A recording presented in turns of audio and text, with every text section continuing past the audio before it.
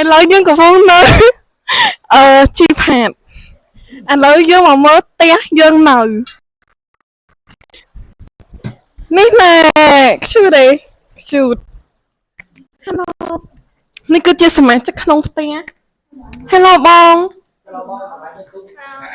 ចាមានអារម្មណ៍ណាសบายនេះគឺជាសមាជិកមួយទៀតមានអារម្មណ៍មិនដែរពេលដែលមកដល់ជីផាតមានអារម្មណ៍ថាសប្បាយតែឥឡូវអត់ដឹងថាទៅចាប់ប្រកងអត់ទេអូប្រហែលទៅដូរចិត្តប៉ុន្តែប្រហែលជានឹងទៅហ្នឹងហើយអូខេឥឡូវយើងមកមើលបរិវេណឥឡូវសម្ភាស Ryan Hello Ryan មានអារម្មណ៍មិនដែរពេលដែលមកដល់ជីផាតសប្បាយចិត្តអូខេហើយចង់នៅរស់នៅហ្នឹងឯងតែគាត់ចង់ផ្ទះវិញអត់ដឹងដែរប៉ុន្តែនេះមានអារម្មណ៍ថាធម្មជាតិហើយបាទអូខេអរគុណច្រើនបាយបាយណាគ្នាចូលជាមួយនេះក៏ជាអាណាមានអារម្មណ៍មិនដែរពេលមកដល់ជីផាតមានអារម្មណ៍សប្បាយចិត្តហើយនៅនេះធម្មជាតិហើយ Yes ប៉ុន្តែលេង Roblox មកនេះ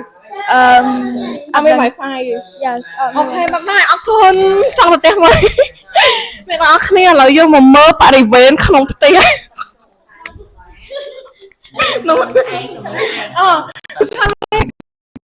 មានអារម្មណ៍មិនដែរពេលដែលមកដល់ជីផាត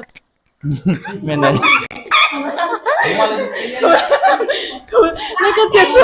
សមាជិកមួយទៀតគូរ៉ាន់មានអារម្មណ៍មិនដែរពេលដែលមកដល់ជីផាត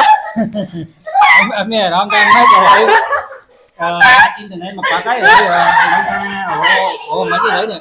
sao bị cái mấy lại អត់មានអ៊ីនធឺណិតអត់មានសេវានេះគឺជាសមាជិកមួយទៀតធានហើយវាមានអារម្មណ៍មិនដែរពេលដែលមកដល់ជីផាតអត់មានពេលនិយាយមកស្គាល់កន្លែងគេម្ដង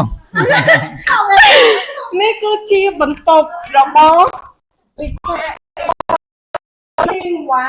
វអូស្រីអូស្អាតណាស់ហើយនេះគឺជាបន្ទប់ទឹកកប់ស្រីឡើងធំណាស់ធំមែនតើចាវ៉ាវទំនើបណាស់ហើយមានជើងទៀតចានេះគឺជាអ្នកថតជាមួយអ្នក